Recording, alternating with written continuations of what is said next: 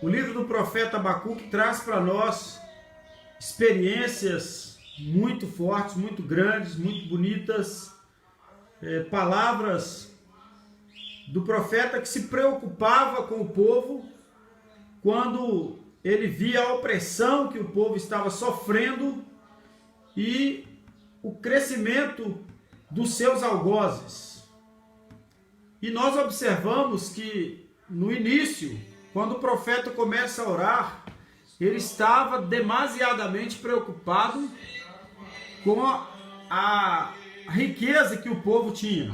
Os opressores estavam tendo muitos recursos. E ele falava então sobre a prosperidade do ímpio. E no seu diálogo com Deus, na sua oração, então ele começa a compreender que Deus tinha um plano com aquele tratamento. Deus estava tratando com o povo de Israel por causa do pecado que o povo havia praticado, havia cometido, principalmente no que diz respeito ao reino, dividindo o reino de Israel em duas partes. Deus então permitiu que os assírios, os caldeus, tivessem ali oprimindo aquele povo. Mas a informação que Deus passa para o profeta não era muito alentadora, porque Deus falava com o profeta que ia apertar o cerco ainda um pouco mais, e ia provar o seu povo. Era uma forma que Deus tinha para tratar com o povo. E para que ele pudesse tratar o povo, ele estava usando ali os opressores, caldeus, e depois os babilônicos viriam também a perseguir o povo de Israel e por 3 vezes iriam submeter aquele povo ao castigo que era uma permissão de Deus. Falamos também sobre a questão da provação, que é uma situação em que Deus às vezes nos coloca para provar a nossa fé e provar-nos até quando nós estamos prontos a submeter, a servir a Deus. Abacuque, como já dissemos, era um profeta comprometido com o seu povo. E ele se preocupava demasiadamente com o povo.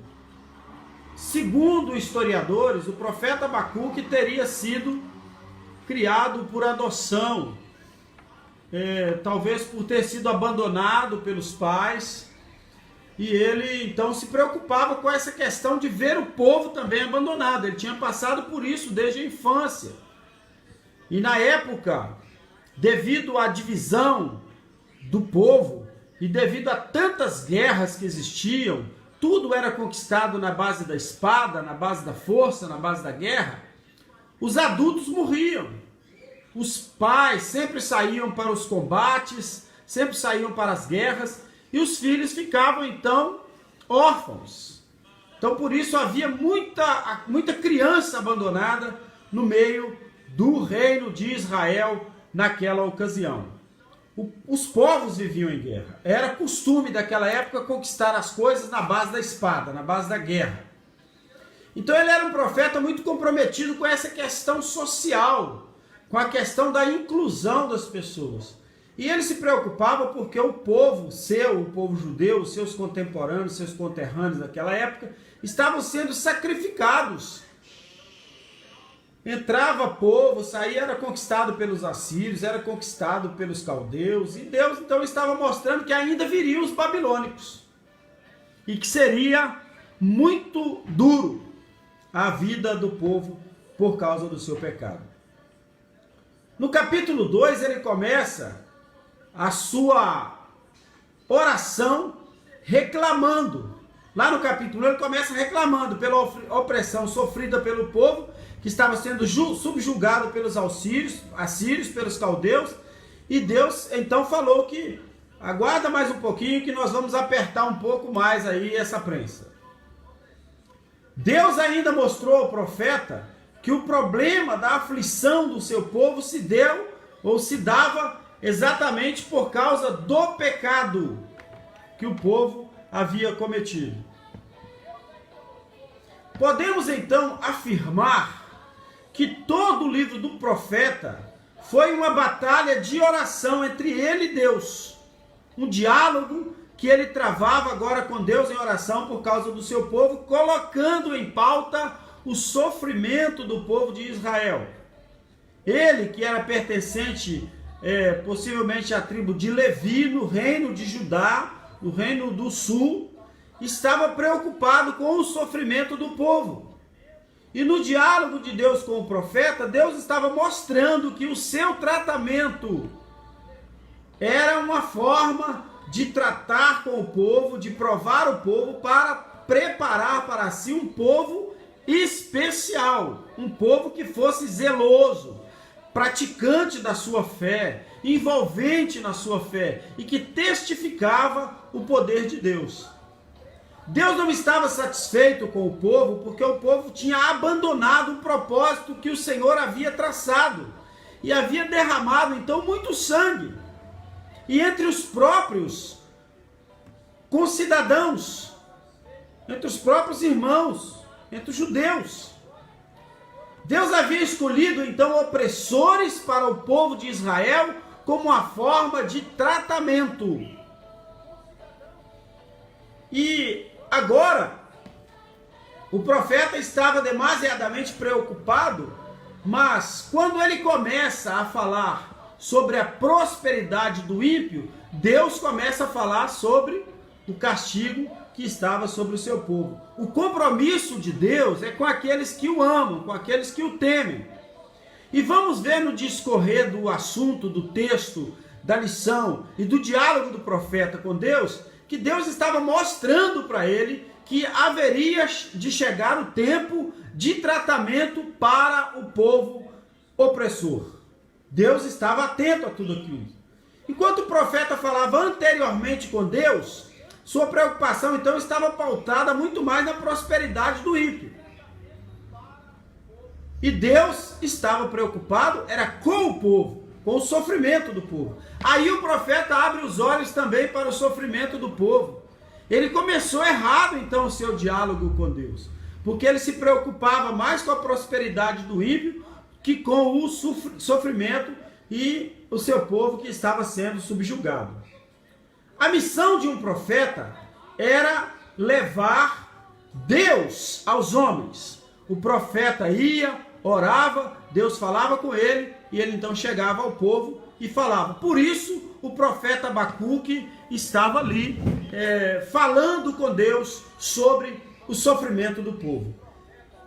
O profeta então ia expor aos homens qual era o propósito de Deus, qual era o traçado de Deus para aquela situação, mostrando que Deus tinha preeminência, ele era preeminente, soberano, embora o povo tivesse extraviado. O povo de Israel, devido a essas muitas escravidões, começaram a adorar outros deuses, começaram a praticar o politeísmo, a idolatria, o paganismo.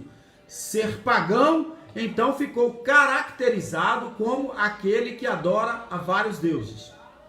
Como já dissemos também, ele falava sobre ímpios prosperando. A palavra ímpio, ela está diretamente ligada à crueldade, ao absurdo de descaso com a vida humana. E nesse termo também falamos que o profeta usa a palavra hebraica Hamas, que significa violência com derramamento de sangue, crueldade, impiedade. Então Deus estava agora dialogando com o profeta, Deus falando com ele, Deus ouviu as suas murmurações, as suas reclamações, e ele então começa a dialogar com o profeta.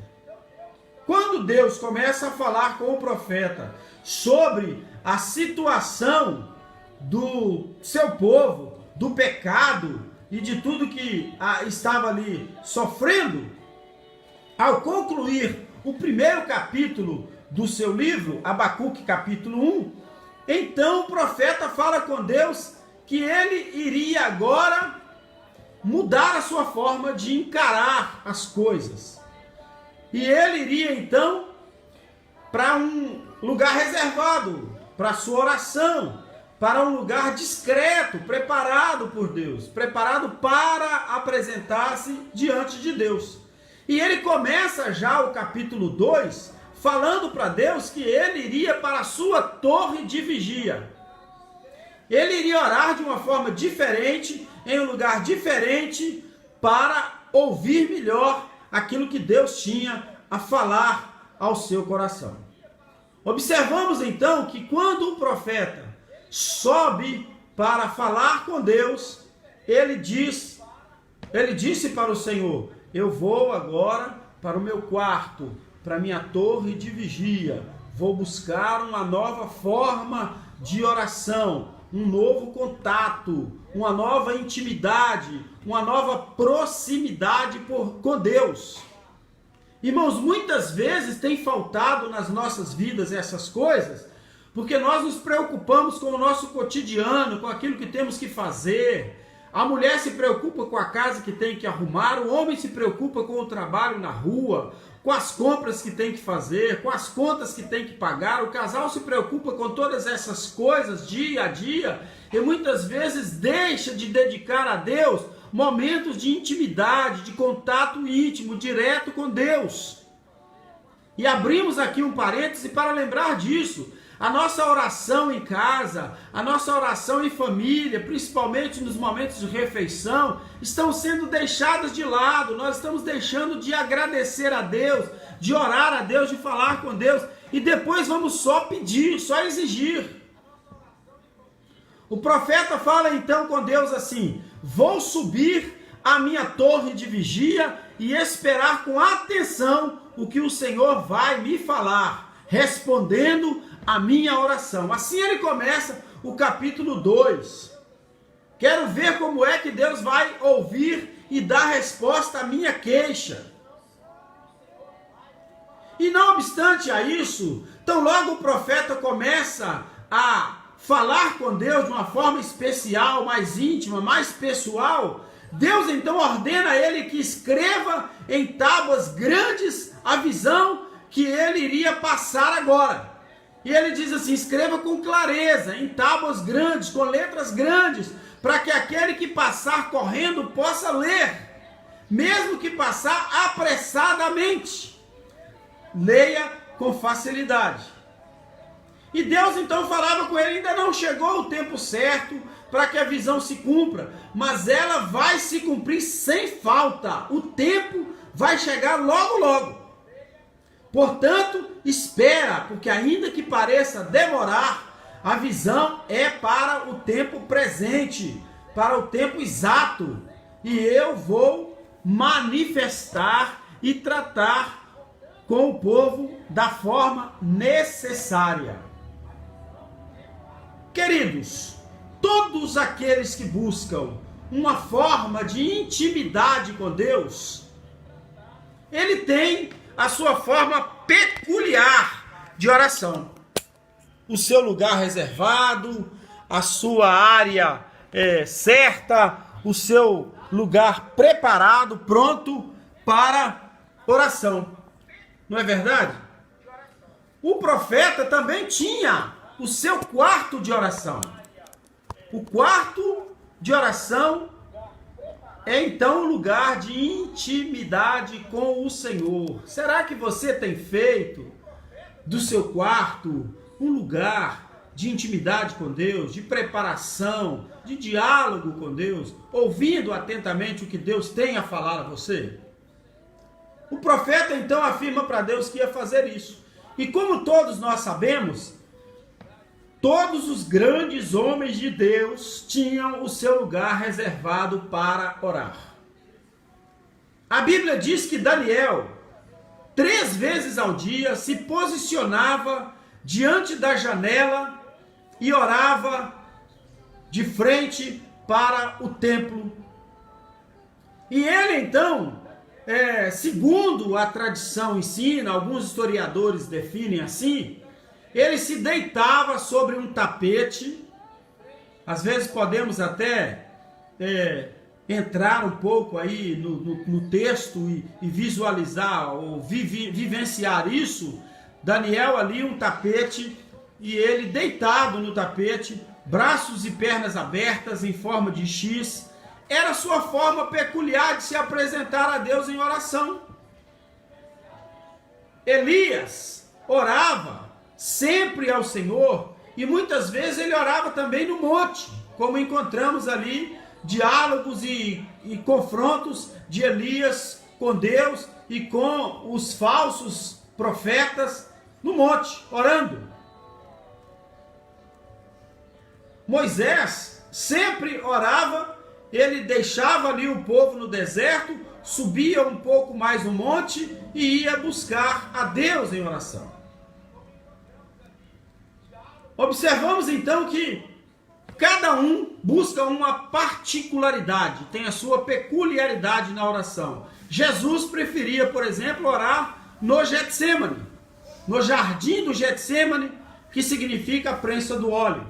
Ali ele orava, chorava, derramava lágrimas e até o seu suor se transformava em gotas de sangue. Cada um de nós deve então buscar particularidade com Deus na oração, e sua forma, local de oração é você que vai definir. Se você vai orar deitado, assentado, de joelho, em pé, andando pela casa, impondo as mãos sobre os seus filhos, sobre o marido, sobre a esposa, é com você e Deus. O que nunca devemos fazer é deixar de orar. Agora o profeta afirma que a sua oração será até que Deus responda o seu lamento, o seu clamor. Vou subir a minha torre de vigia, vou esperar com atenção o que Deus vai me dizer e como vai responder a minha queixa. Esse é o texto que lemos no livro de Abacuque, capítulo 2, na linguagem de hoje. O versículo 2 está dizendo assim: e o Senhor disse, escreva em tábuas a visão que vai ter. Escreva com clareza o que vou lhe mostrar, para que possa ser lido com facilidade, até por aquele que passa correndo. Ainda não chegou o tempo certo para que a visão se cumpra, porém ela vai se cumprir sem falta. O tempo certo vai chegar logo, logo, portanto, espere, ainda que pareça demorar, pois a visão é para o momento exato e ela virá, conforme está em Hebreus 10, 37. Se tardar, espera-o, pois certamente virá, não tardará. A mensagem é esta: os maus não terão segurança, mas as pessoas corretas viverão por serem fiéis a Deus. Podemos interpretar então de duas formas este versículo 4. Quando diz que o justo viverá da fé, ou o justo viverá pela fé, e na linguagem de hoje está dizendo que os maus não terão segurança, mas as pessoas corretas viverão por serem fiéis a Deus. Deus prolonga os dias de vida daqueles que temem. No livro de Provérbios está escrito que o temor do Senhor prolonga os nossos dias de vida. Isso também é o que o profeta Abacuque estava agora falando. Ele conhecia os provérbios de Salomão. Ele sabia da história do povo de Israel no deserto. Ele sabia dos milagres e das grandes vitórias que Deus havia proporcionado ao povo. E agora, Deus está dizendo a ele que o justo viverá por causa da sua fé, pela sua fé, através da sua fé, e seria prolongado os seus dias por causa do temor do Senhor. Ou seja, o povo de Deus não morrerá no cativeiro. Você não morrerá na pandemia, no sofrimento, no isolamento, na enfermidade. Deus tem um propósito muito grande na sua vida. Então interpretamos que o Senhor está falando para aquele povo naquela época, mas também serve para nós. O justo viverá por causa da sua fé. Nos traz sobrevida a fé e o propósito de Deus com a nossa vida, pela nossa fé, nos fará viver muitos anos.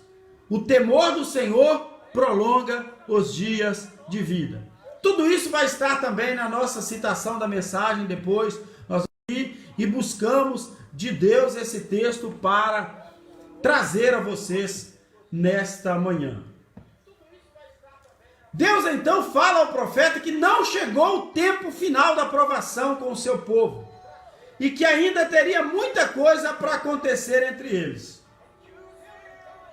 Quanto ao clamor do profeta por justiça, Deus estava mostrando que o tempo de tratamento já incluía castigo sobre os opressores do povo judeu. Ou seja, Deus estava tratando com o povo, posteriormente ele iria também tratar com os opressores do povo.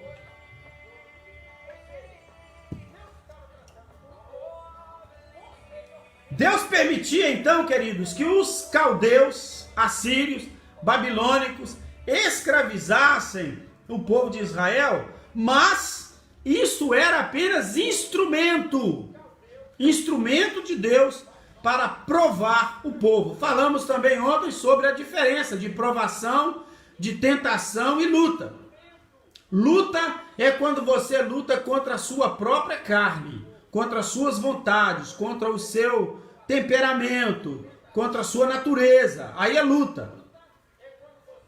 Provação é quando Deus permite que algo ou alguém venha sobre nós para provar a nossa fé. Na provação nós somos provados para sermos aprovados. Isso vem de Deus. E a tentação aí já é coisa totalmente projetada pelo maligno para te derrubar. Deus estava provando o povo para que ele pudesse ser aprovado e passar pelo fogo, passar pela prova, como diz a música. Eu vou passando pela prova dando glória a Deus. E como diz também o hino da harpa cristã, a igreja segue caminhando nas lutas e nas provas. Você já deve ter ouvido esse hino, né? Na luta e nas provas, a igreja segue caminhando. Eu não vou me atrever a cantar, porque senão eu vou estragar o seu ouvido aí. O versículo 9 agora está nos dizendo assim: ai de você, babilônico, cruel, que encheu a sua casa com o que roubou dos outros, dos judeus e de outros povos, porque os babilônios conquistavam muitos povos. Com isso agora, Deus estava mostrando ao profeta que ele ia tratar com o povo. Ia chegar o tempo que ele ia tratar com o povo. Aí ele diz assim: os seus planos trouxeram vergonha para a sua família. Esses planos de escravidão, de obsessão pelo poder, pela riqueza, pelo ouro, ao destruir muitos povos, você pôs a sua própria vida em perigo. Quando as nações saíam para a guerra, até hoje é assim, nas guerras, todos os dois lados há muita morte, há muito tombamento de pessoas. Então ele diz: você colocou em risco a sua própria vida. Agora até as pedras das paredes e a madeira das vigas gritarão contra você. Ai de você que construiu a sua cidade sobre um alicerce de crime, de injustiça. Quando a Bíblia fala sobre terrenos arenosos, é como se Deus estivesse falando com eles: vocês construíram sobre a areia. A sua construção vai desmoronar. Aquilo que você adquiriu, você vai perder. Ai de você que constrói casa, alicerce, base, riqueza, prosperidade, bens, sobre crimes, sobre injustiças, roubando, assaltando, matando, defraudando, cometendo falcatruas. Ai de você. Todo o trabalho forçado dos povos que você conquistou, nada vão adiantar para você. E o que vocês construíram vai ser destruído pelo fogo. Foi o Senhor Todo-Poderoso quem fez isso.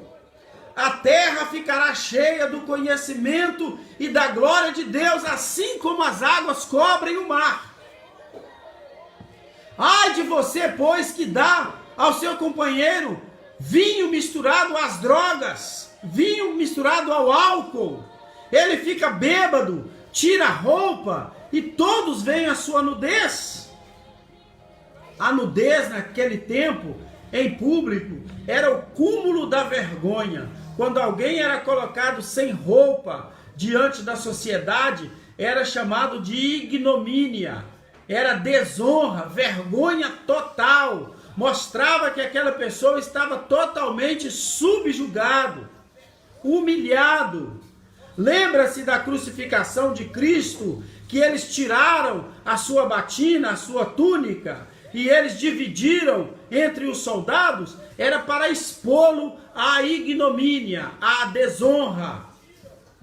Assim então, Deus estava mostrando que da mesma forma ele faria com os povos opressores. Você cortou as árvores do Líbano e agora você será destruído. Você matou os animais e agora vai ficar com medo deles. Eles vão se voltar contra vocês. Isso acontecerá por causa dos crimes e das suas violências que cometeram contra os povos do mundo e contra as cidades. Agora Deus está tratando com o profeta e mostrando para ele sobre a idolatria. Que valor tem o ídolo? Um ídolo não é nada mais do que uma imagem feita por um homem. Não serve para nada mais a não ser enganar. Os ídolos não podem falar. Como que alguém pode confiar numa imagem de escultura e acreditar que ela possa fazer alguma coisa por você, pela sua vida, pela sua família? Aí o versículo 19, traduzido na linguagem nossa atual, está dizendo assim: ai de você que diz ao ídolo de madeira, acorde, que ordena ao ídolo de pedra, fique de pé. Será que um ídolo pode entregar alguma mensagem? Ele fala alguma coisa a você? Não, não pode. Ele está todo coberto de ouro e prata, mas é uma coisa morta. O Senhor está no seu santo templo. Pode até ler aqui. Cale-se diante dele toda a terra. Deus está mostrando a todos que a idolatria não vai levar a nada. E que aquele povo idólatra seria fatalmente destruído. Deus está no seu santo templo. Cale-se diante dele toda a terra. Meu amado, aí chegamos então ao versículo 20 do segundo capítulo do profeta Abacuque, quando ele estava expondo a Deus as suas orações e agora Deus estava ouvindo e respondendo a oração do profeta Abacuque. Vamos falar então depois sobre o capítulo 3, porque ele é mais extenso e nós vamos nos ater muito nele também. Tomamos 3 dias com esse capítulo 2 para que você possa compreender. E abrimos aqui para você a possibilidade de entrar ali nos comentários, de fazer a sua participação, daquilo que você teve como destaque na mensagem, aquilo que a mensagem falou ao seu coração, para que você possa compreender o que Deus tem para você. E aí você pode comentar alguma dúvida que nós possamos tirar para você através daquilo que entendemos, daquilo que conhecemos na palavra. Deus abençoe o seu dia, Deus te dê muita paz, muita alegria, muita vitória, porque o propósito de Deus é sempre de ouvir a nossa oração e responder a nossa oração. Assim como Deus respondeu a oração do profeta Abacuque, Ele está ouvindo a sua oração e no tempo certo Ele vai dar a resposta. Querido